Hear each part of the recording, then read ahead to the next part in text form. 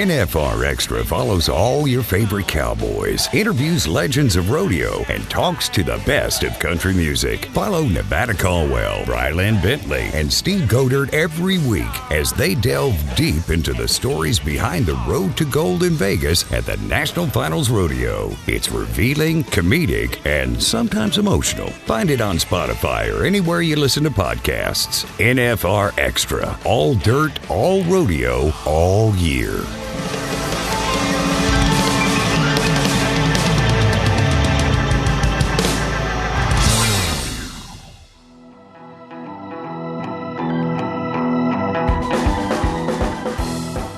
And I can feel this whole place looking at us. And Cody and Tuff and those guys, they were just dumb to the world at the time or something. They didn't have a clue. And I'm eating. And finally, I just stop and I go, hey, these people want to say hi to you, and you guys don't give them the time of day. And I shoot their asses out. Nice. And I told them about the kids that were back there. Then you never said hi to them, or you'd have made those kids, you'd have made their life. And so they never said a word.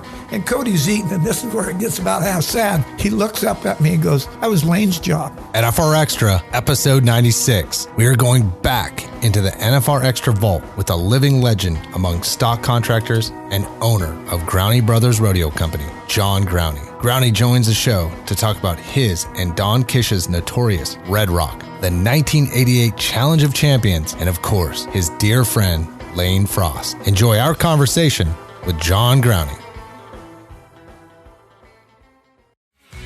In Las Vegas, December can only mean one thing: the Wrangler National Finals Rodeo. The NFR is the culmination for the top contestants in the world seeking to share the $10 million purse and the coveted gold buckle. For fans, Las Vegas transforms into the greatest Western party in the world with the NFR Experience, which features Cowboy Christmas, the Junior World Finals, non-stop entertainment, custom viewing parties, and so much more. Follow all the action at NFRExperience.com. Great moments, great champions, great memories. There's only one NFR. There is only one Vegas. Hi, this is Tuff Edelman, four-time world champion bull rider, and you're listening to NFR Extra.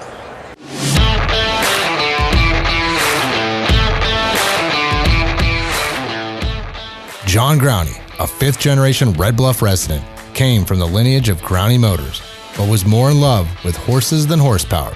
So he began riding, competed as an amateur cowboy and a professional, and in 1975 began acquiring horses. Since 1981, the Growney Brothers Rodeo Company has provided stock to the National Finals Rodeo.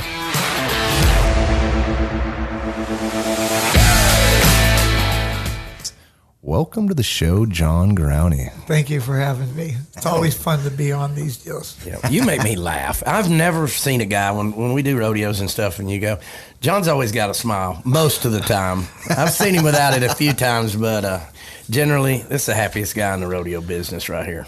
So, we're here at the NFR. We're here at Cowboy Christmas, actually, right? We're in the NFR Extra Bloomer Studio, right? It's a dandy, I might add. Yeah. It's kind of nice. It actually looks nice in here, but it's a tiny little son of a gun. Yeah, it is. Well, John, gets us all close, so we get all intimate and open awkwardly, up. In your awkwardly close studio right here. We were looking right at Tuff Edelman yesterday. We had to look him in his eyes. I know. I think he got a little uncomfortable, but it got good after a while. I don't like to intimidate the little fella. No. He's intimidating as it is. Yes, I know. Well, we're here. We got 35 years been here in Las Vegas with the NFR. A lot of good moments have happened. You've been attached to a lot of things that have happened in these 35 years. One of the things that, let's get in the mix. Let's talk about Red Rock, Don Kish, that bull, and what it means to you and kind of what it's done, I think, for your business and everything else, right?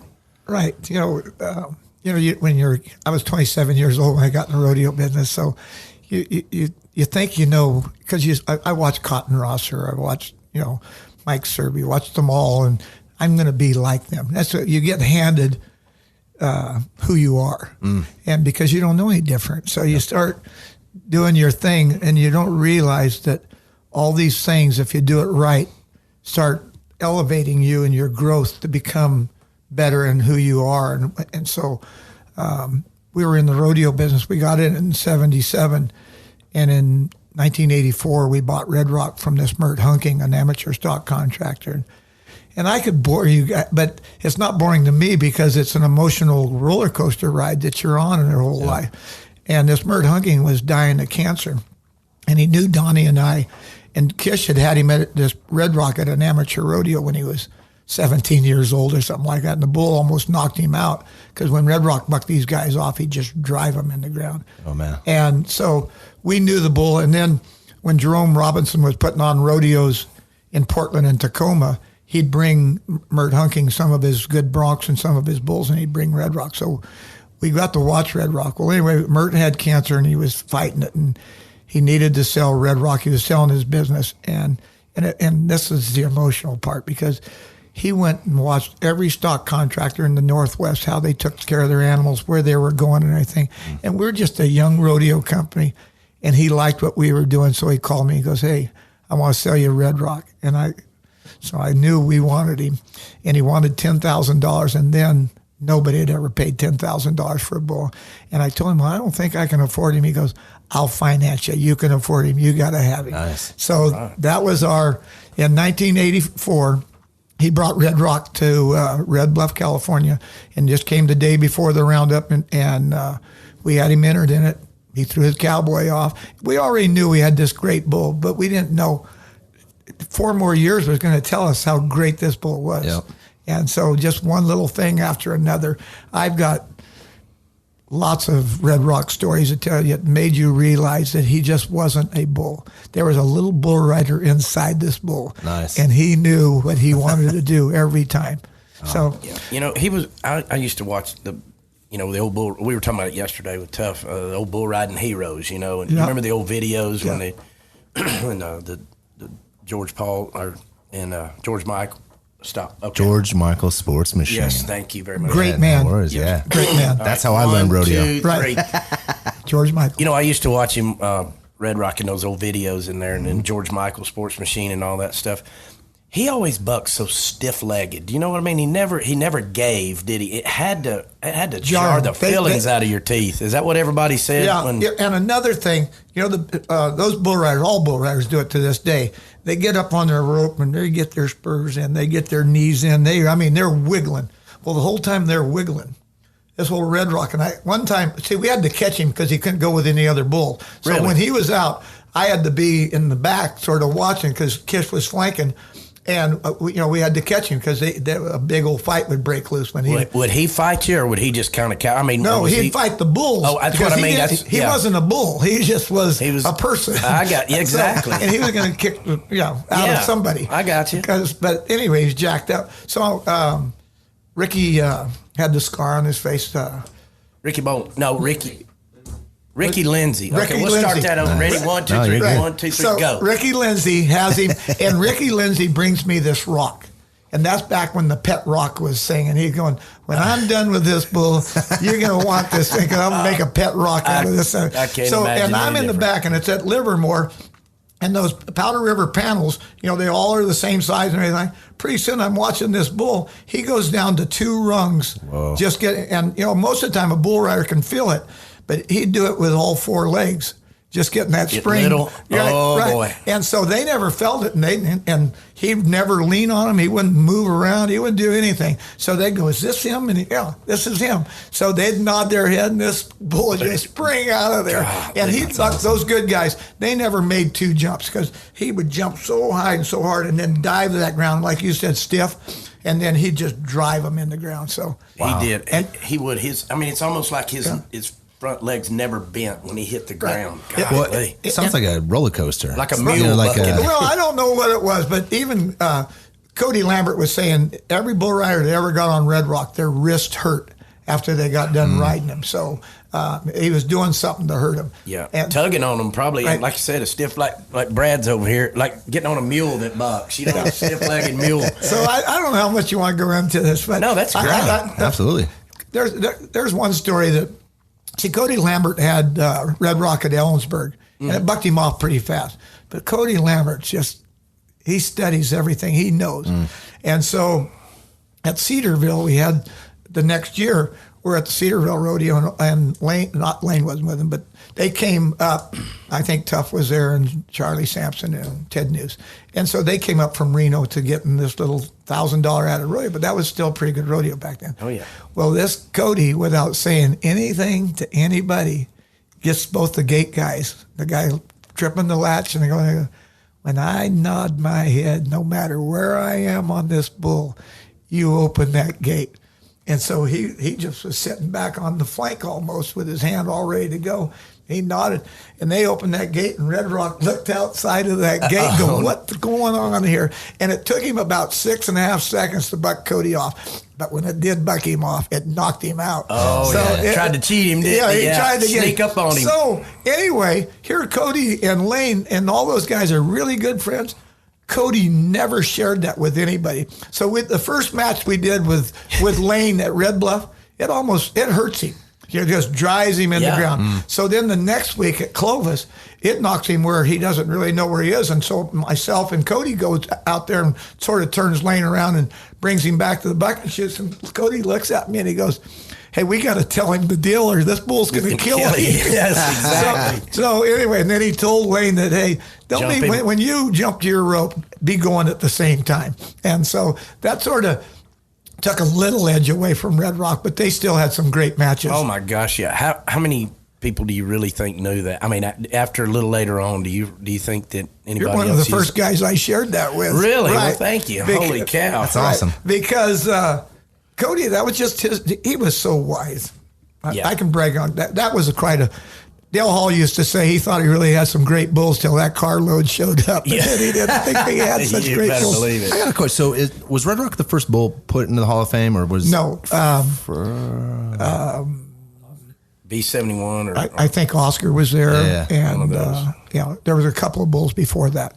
The only thing that we do know that Red Rock, and it's because we got to know those guys, and then we proved that Red Rock deserved to be the world champion bull, the bucking bull of the year, and he was the first West Coast bull to be selected as the bucking bull of the year. Well, okay, so you brought up Lane. We're still talking about Red Rock.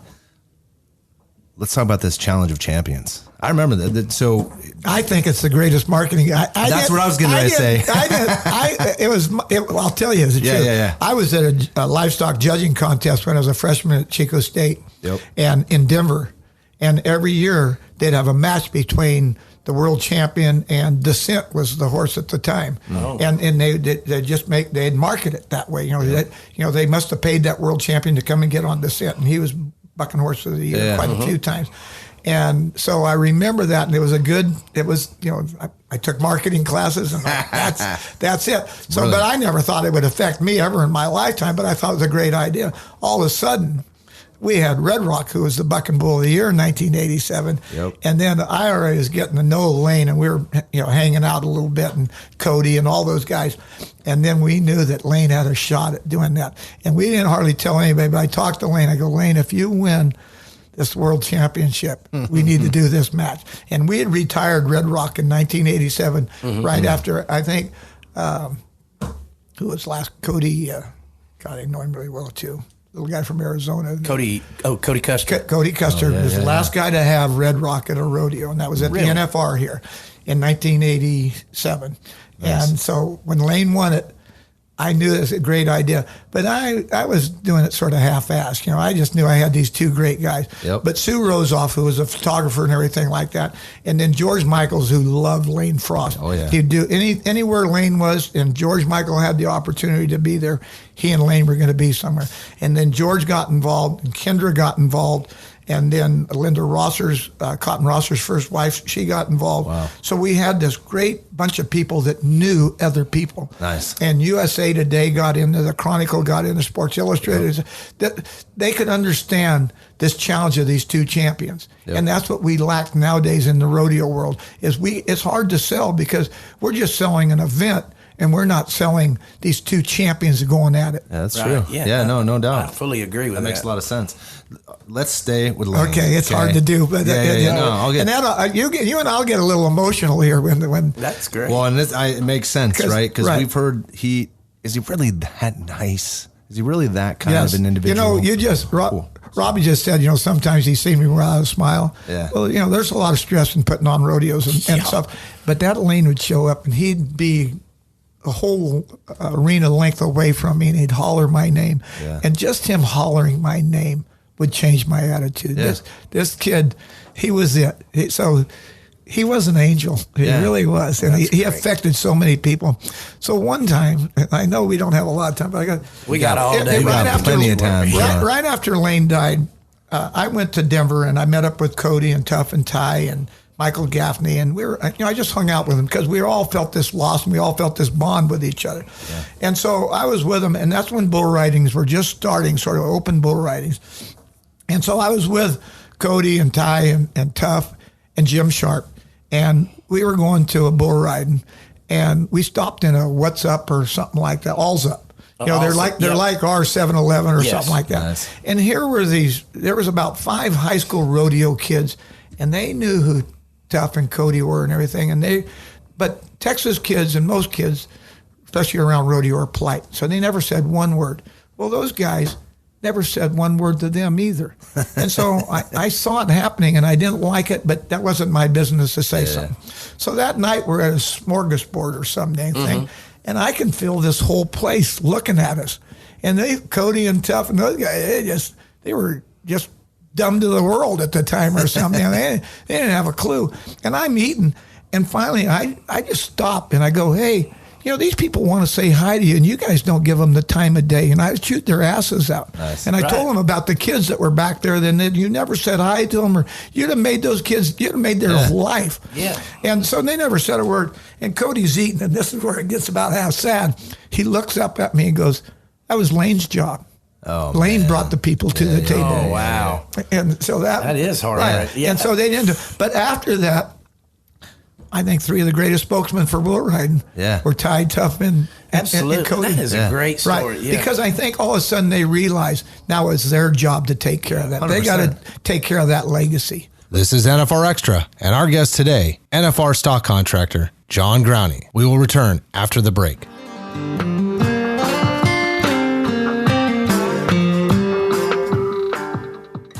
NFR Extra follows cowboys, talks to legends and country stars, and finds the stories that make up the season that leads to the annual showdown in December. Follow me, Nevada Caldwell, Ryland Bentley, and Steve Goder as we delve deep into the stories in and behind the road to gold. Listen to NFR Extra on Rural Radio, channel 147 on Sirius XM every Monday at 8 p.m. Pacific, 11 Eastern, with a re-air Tuesday in the same time slot. NFR Extra, all dirt, all rodeo, all year. Joe Frost joining you on NFR Extra.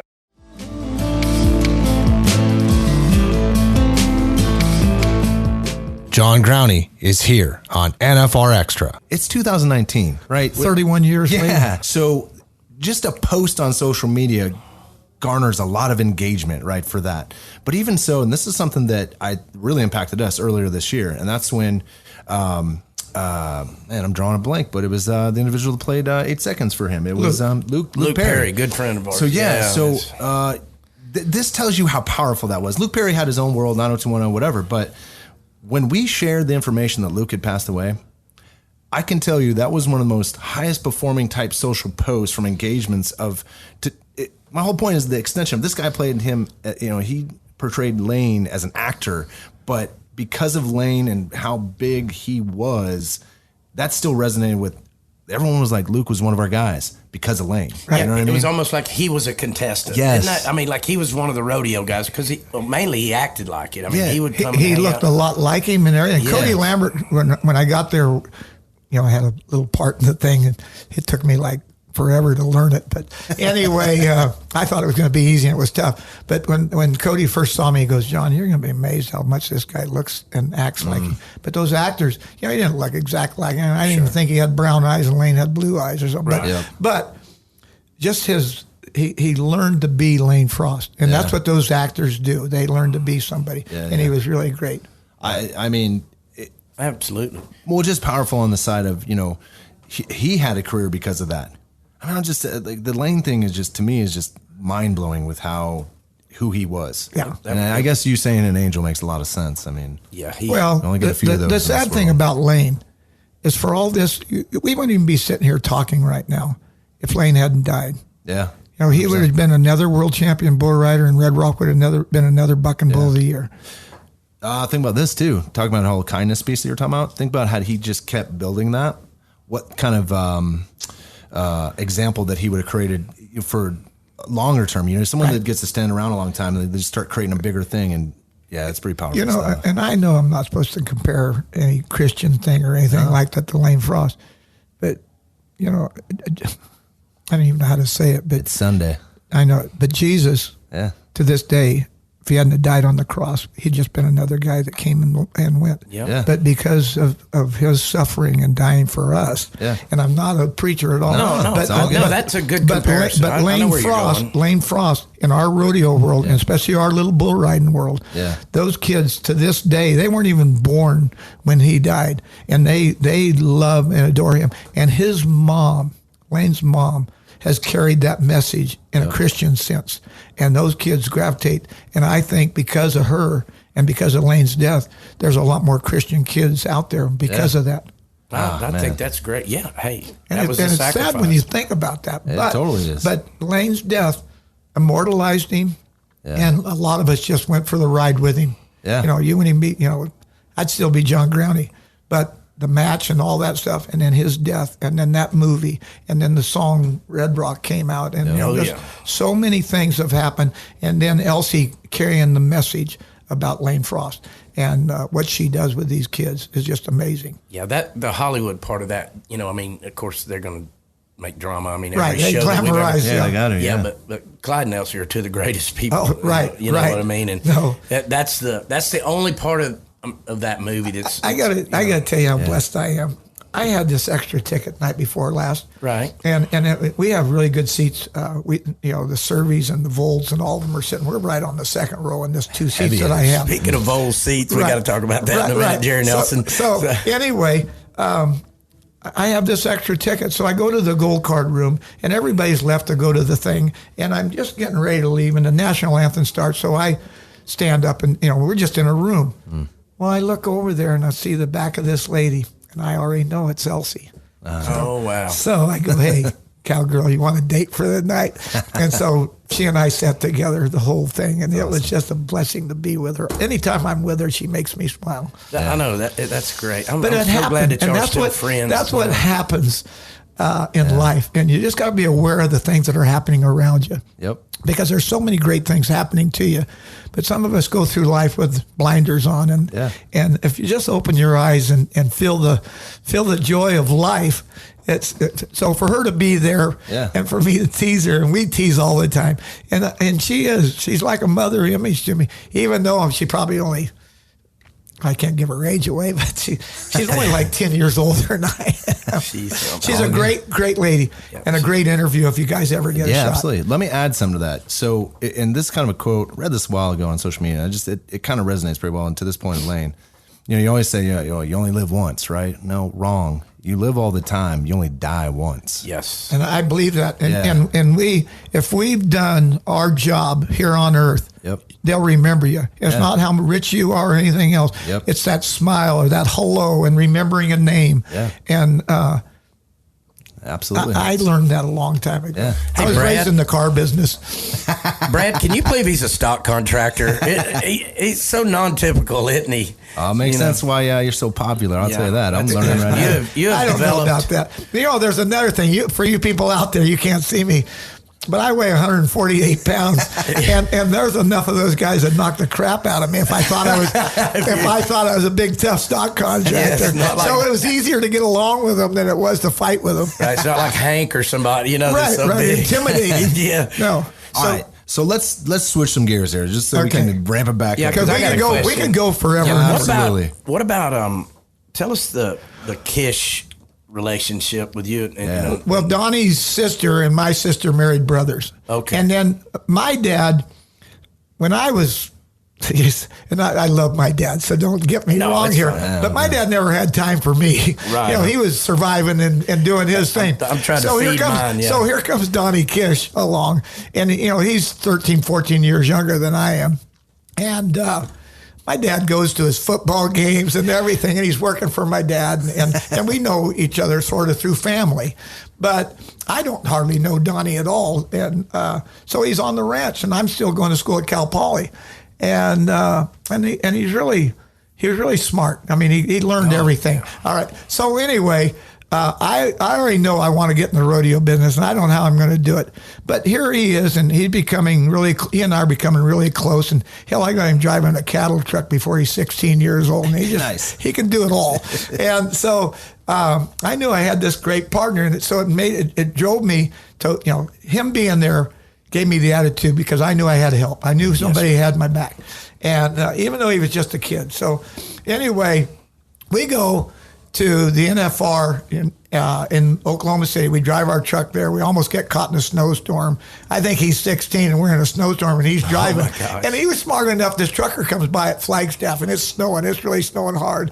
And this trucker says, "Follow me," and Kish is there. He just gets right in behind this truck. And we finally get ahead of it, about 40, 50 miles down the road. Oh, boy. But then we never stop. We go all the way to Oklahoma City when we get there. But anyway, we got to meet Dale Hall. Great man. He was the bull man of the year back 105. In those days. 105. Golly. And so anyway, he and Donnie really hit it off. And Dale Hall, every night after the rodeo, he lived close enough. It was like probably a 2 or 3 hour drive from Oklahoma City. But he was a teacher and a school bus driver and the whole thing. So he had to be back there the next day to do all this. Well, he just took Donnie along with him.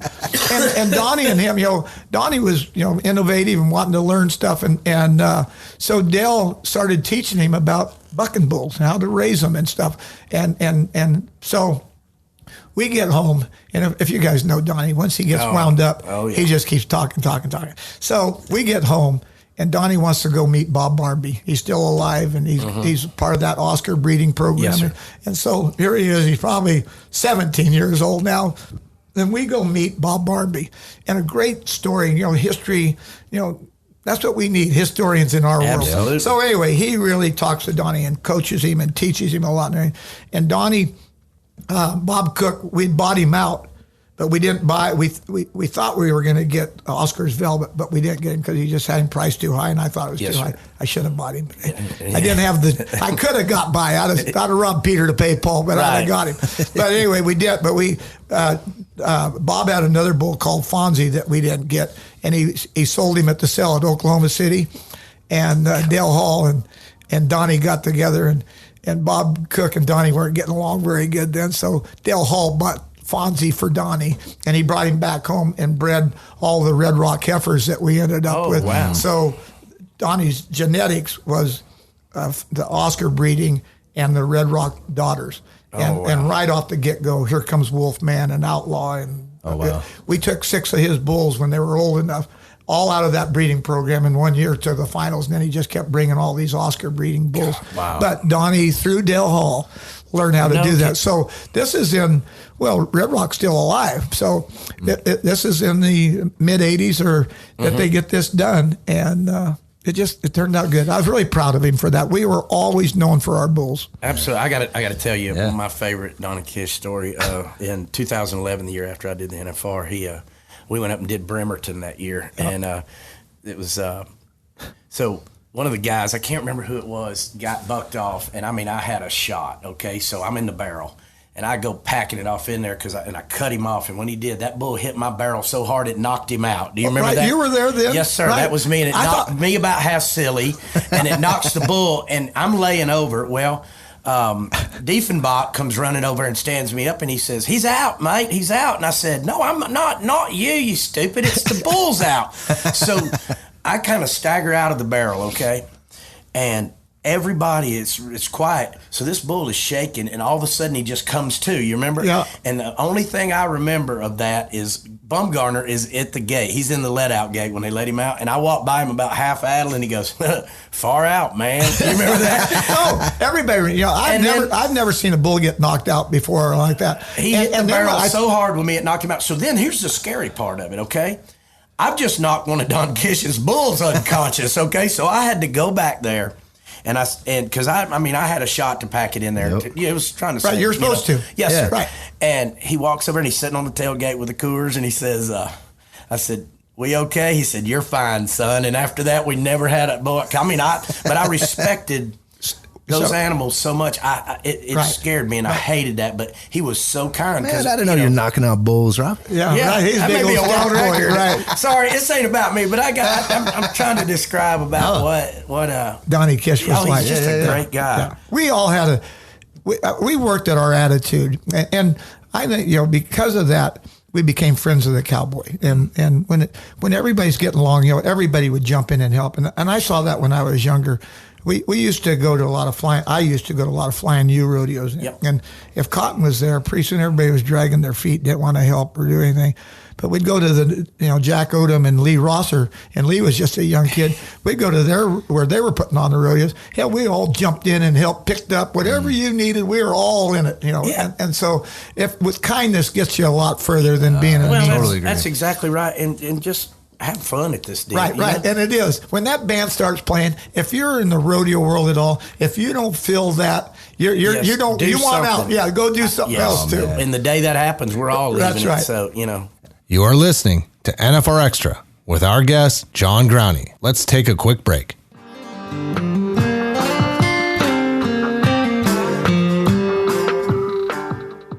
Welcome to NFR 360, where the NFR Experience comes to life. This portal transports you to an immersive visual experience, encapsulating the stories and history of the NFR Experience. NFR 360 is a collection of newly produced and historical digital content filled with stories about current and legendary contestants, the inside scoop on all the elements of how you experience the National Finals Rodeo, and inside tips that will improve your experience during the NFR 365 days a year. Hi, I'm 8-time world champion bull rider Donnie Gay, and you're listening to NFR Extra.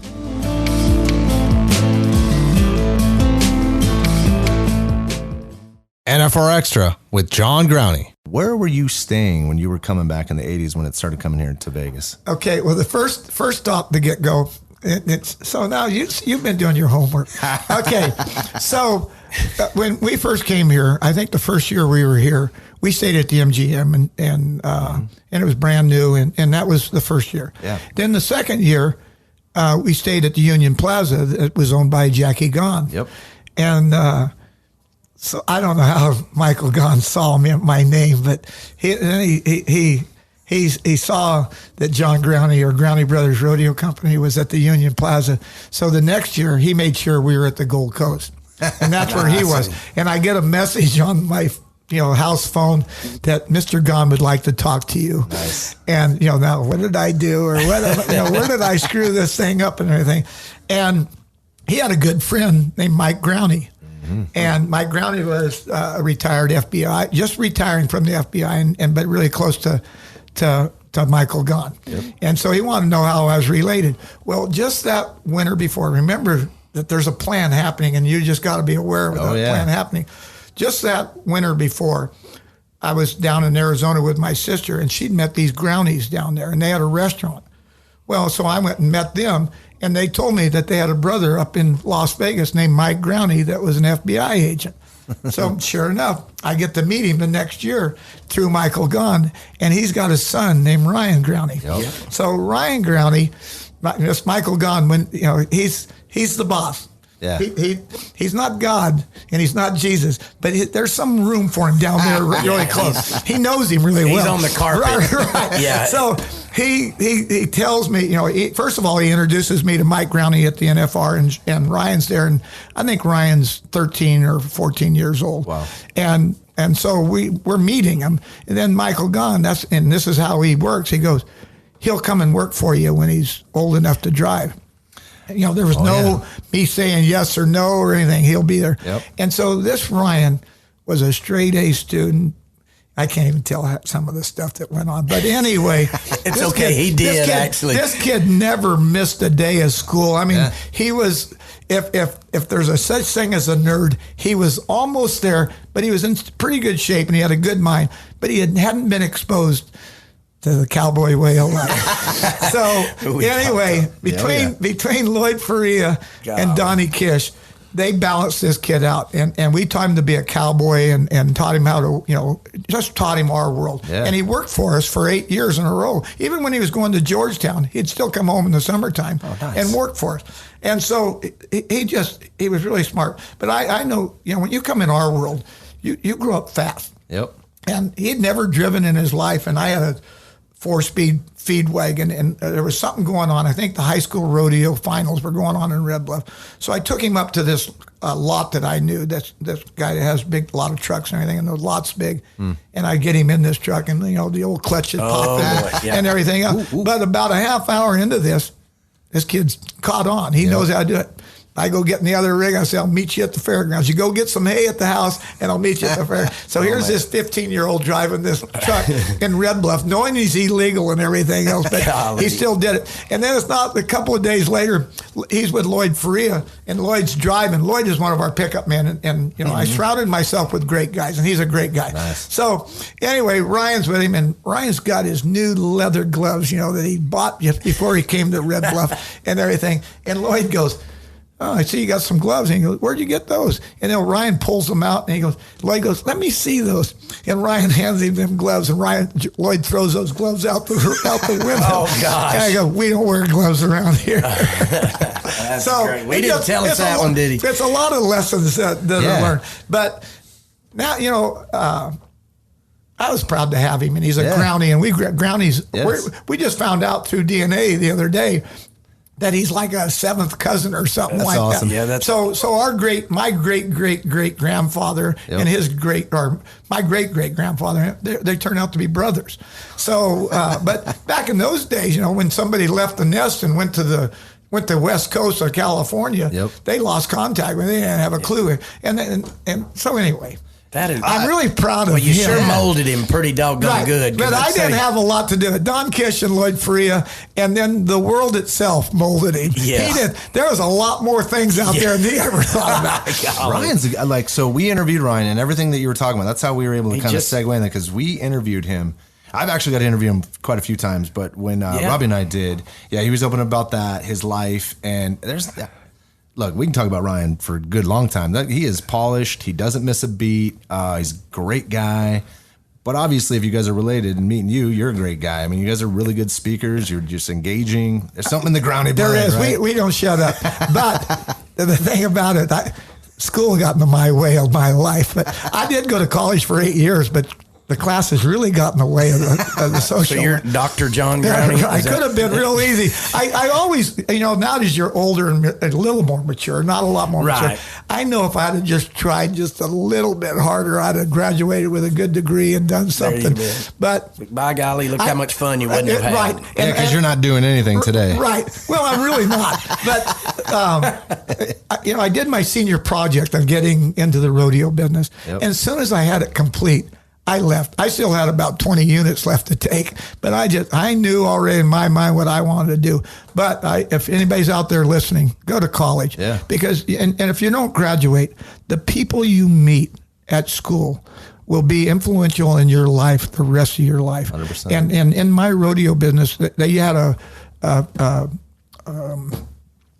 for fairgrounds, managers, they actually had a class on being a manager of a fair. Nice. And a lot of those kids that I knew through agriculture and through Cal Poly ended up becoming fair managers, and it opened the door for me to get a lot of those rodeos that are during fairs and stuff. Nice. So it's just great. There's so many doors that open for you when you're coming out of college. John, you brought up Cal Poly. So we had Ben Londo on, and wow, great kid. That sharp guy. Yeah. Another sharp guy. Kind of segue out of this. So now think about it, you're bringing this up. Where do you think rodeo is right now? You're seeing things and you see it right at the forefront. How do you feel about it? You don't even want to ask me because, how much time do we have? Because it's a segment of its own. If we don't tear this association one of these days, if the good guys don't compete against themselves and leave the little guys alone, they keep asking, where's all the little guys? Where's all our guys coming up? We break them. It costs so much money to live in this world alone. And now you go, I've got a nephew, J.C. Trujillo's grandson.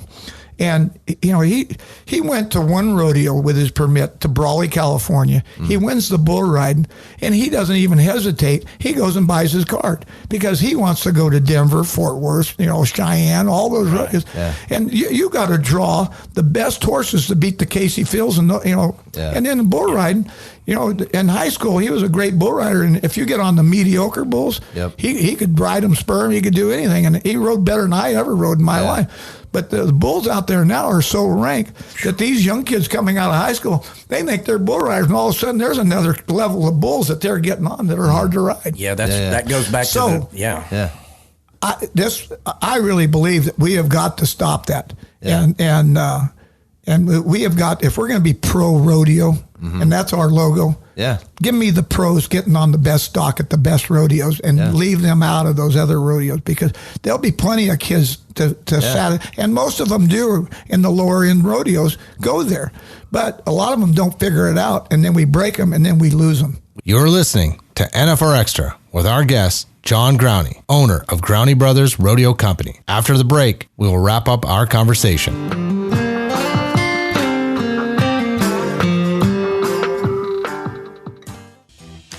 Every December, the eyes of the rodeo world are on the Wrangler National Finals Rodeo, the world's richest and most prestigious rodeo. And now you can follow the NFR all year long at NFRExperience.com. You'll find information on Cowboy Christmas and the Junior World Finals, unique blogs and content, access to NFR Extra, and much more. With the Stay in the Loop Club, you'll also have a chance to win a trip for two to Las Vegas 2021 for the world's greatest rodeo. Don't get left in the dust. Stay in the loop, stay in the know, and win at NFRExperience.com. Hi, I'm World Champion Bull Rider Sage Kimsey, and you're listening to NFR Extra.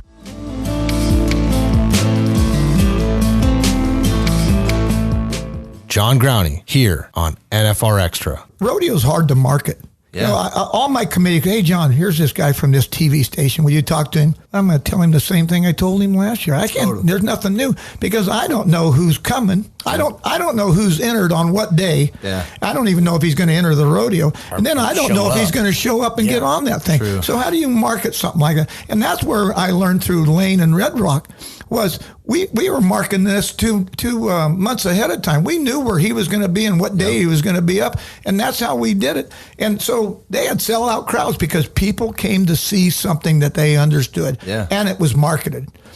I'm just going to say this, is the American kind of that model when you look at it? It is. PBR's that model. Everybody. But we I could go. I got so many. We are ran by people. One of my favorite saying is, we're still in 1954, and the only thing that's changed is the shape of a cowboy hat, because we're passed to us from generation to generation how we did it in 1954. Yep. And those days are gone. And if we can't market, I need the ability. I want to know 2 months ahead of time when you're up and when you're going to get there, and you're going to be there. And then I would like to know a month ahead of time what horse or bull you have drawn, so I can make a contest out of it. Yeah. So I can sell it to the media, and they'll be waiting for you when you get there. But now I can't sell nothing. That's fascinating, because obviously working on the promotional marketing side of the NFR, I 100% understand that. And for us, we're always talking about the experience and the competition, but there's never a point. And when we do it, we really only have 24 hours to do it, right? Once the selection's done, we have 24 hours to promote the matchup, but that's it. Right. Those people have already decided they're going somewhere else, and it doesn't mean anything. Here again, we were at St. Paul, Oregon, and Trevor's probably getting tired of hearing this story, but it's a true story. Anyway, Trevor finds a circuit guy to trade with. Timed eventers can trade. Yep. He gets both his calves, both his team rope and steers in the slack, and he's gone. Biggest 4th of July rodeo in the world, and he is gone. And so I see him in the hospitality tent, and I tell him what I'm seeing, and he had a great answer. He goes, John, I don't really make money rodeoing. I make it from my sponsors, and my sponsors buy me because of my gold buckles I win. So his answer was correct, but it wasn't the right thing to hear. But it wasn't from the promoter side, right, to marketing and stuff like that. I understand. So how do I, if the world champion, the greatest timed eventer ever lived, has been there and gone, and he probably placed at that rodeo. Yeah. And it was in the slack. It's a non-story now. Non-story. Never was a story, because I couldn't tell you he was coming. So it's not a week and a half later, we're at Salinas, and we're in the slack, and I'm down at the strip and shoot for the timed event cattle. And one of the directors on the board, but that's his little area, and if you've been to Salinas, you don't cross into that area. That's his area. So he's there, and he's telling me about this gray horse he just bought about 2 months before that, and how much better he's roping. And so I know that this guy is a director on the Salinas board. He owns a rope horse, and he loves roping. So we're visiting, so he doesn't hear the name.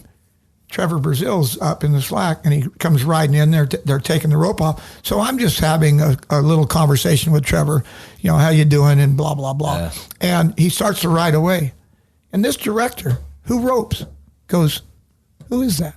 Oh, man. So without saying his name, I go, hey, and I holler at Trevor, and I go, and the word I used was a little different than I'm going to use today, but Trevor rides back, and he goes, what is it, John? And I go, this guy wants to know who in the frick you are. Yes. Because, and this guy, if he doesn't know who Trevor Brazil is, there is nobody in that grandstand knows who Trevor Brazil is. Yeah, and so we failed Trevor Brazil, and Trevor Brazil failed us. Yeah. And that's got to stop.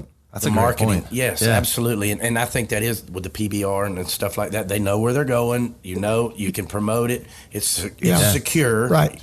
Yes. Yeah. And if you want to be in the PBR, you'll be there. You're going to be there. Right. Yeah, you'll go out of your way. You'll drag yourself somewhere because they'll get rid of you. Yeah. And those are some big checks they're giving away in the PBR. Right. That's a big draw. But we could, once we start marketing and once we start growing a fan base and doing the right things, we can start paying those guys more money. Oh, yeah. But until we start doing stuff like that, we're stuck in 1954, and it's hard to do that. Yeah, I agree. Man, that completely makes sense. And it's such a small demographics of the agriculture. I mean, you can't go to Pepsi, you can't go to here, or you can't because somebody, they don't understand. Right. First of all, they don't understand our way of life. Obviously, we know that. And we need a fan base. Really, it's an experience. Yeah. It's just an experience. Yeah. You're going in the dirt, you're going to wear your boots, your cowboy hat, and you're going to have fun. You're going to have a party. You're going to do that. Yeah. But you never really got to meet any of the champions. There's so many great. You're going to do an interview with a great man. Oh, we're looking forward and there's so many great kids out there that could do an interview with you that could help sell them, and you could sell rodeo. Oh, yeah. And so that's pretty much what this is. I hope the commissioner, this commissioner is listening, because I've been to his ear before. I've been to everybody's ear, but nobody's listened. Yeah. So anyway. Yeah. Well, I'll tell you what. I know we're short on time, right? We could hang out with her for This is awesome. Thank you. Yeah. I like marketing, and I love the marketing side of when you apply to the actual competition. What I'm learning today is fantastic. Right. He is good. He's a champion in both. I mean, the production side and I had I know we're in a hurry. My whole life I've been blessed with people coming into my life at the right time. Yeah. So I'm going to school at Cal Poly, and this young guy, his first name was John, and he had an Irish name, and he had 6 kids or 7 kids. He was with 3M. He was one of the top executives with 3M, and he knew marketing. He knew it so well, and he could really teach us. So he left because he was the alcohol, the socializing part of being at 3M, meeting all these companies and corporations or anything, he started drinking more than he was supposed to. So he finally walked away from 3M and became an instructor, a teacher there at Cal Poly. And he was the greatest instructor ever. And he's the one that really instilled in my mind that everything is marketing. We market ourselves, we market our product, we market everything. And we're not doing that. I agree. A mentor of mine used to tell me is like when marketing does its job, everyone gets to keep theirs. There's right. Oh. Amen. Yeah. That was a good one too. Yeah. Right. That's exactly. Well, and I got a job, so and George Taylor comes out of marketing. Yeah. I know he knows. Oh, I but do. the stone walls that he's running into in rodeo, these young cowboys, some of the kids that run the association are the gold buckles and the kids that have done well, and everybody else looks up to them. So what they don't like, we don't like. And so somewhere along the way, we almost need to whitewash that generation out of the way and get these young kids believing in what you're selling. Yeah. Wow. That's a very good point. Yeah. I think George is doing a good job. He's trying his guts out, and I love him, and I just know that he's the guy that we needed. But when those guys, okay, don't get me started. Cowboys are cowboys. Yeah. They're not executives. They're not businessmen. There ain't nothing about running a business, and they're running this thing. Yeah. Well, exactly. And a stock contractor business is not in the Georgetown business plan either. You can kick them out too. Yeah, I know. Yeah. Right. But it's not a business model that you would want to put on the blackboard and show the kids. I have been broke. I've been in this for 42 years. You just survive. I had a friend that's made a lot of money at home. He goes, John, if you'd have thought about making money, you would have made money. But you thought surviving was this. I was successful because I survived another year. Yes, and you just hope December came and went on and you could start over. That's everybody in the rodeo business. You're just trying to make enough money for the slow months, aren't you? Yeah, that's right. That January, February, March, you had your credit cards paid up because they were maxed in March. I do it every year about September. I've got 5 or 6 big rodeos, and that's what I use. and I start nest egging about then to get you through and right through here. And this is the most expensive. Taxes due, everything, and until you've lived it, you're living pretty good because if taxes are due, you made some money. I got the IRS audited me, and I don't care if they're out there anyway. They audited me about the 5th year I was in the rodeo business. They've never been back since. They must have a note there. Just don't waste your time. Here, we're going to end up paying him. Let's leave it. John, man, what a great day. Yeah, thank you so much. Thank you guys. You're getting the word out, and I hope a lot of people are following this and knowing that the greatest icon in the world is the American cowboy. Absolutely. 100%. Solid as a rock.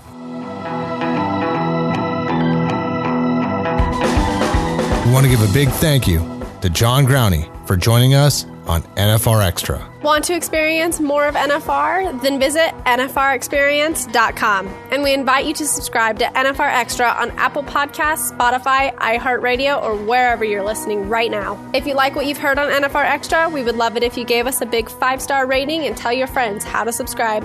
NFR Extra. All dirt. All rodeo. All year. Gotta make it out to Vegas, where the big boys roam, with the rovers and the racers and the bulls and the broncs, and the ladies in the skin-tight wranglers and the cowboy hats. And it don't get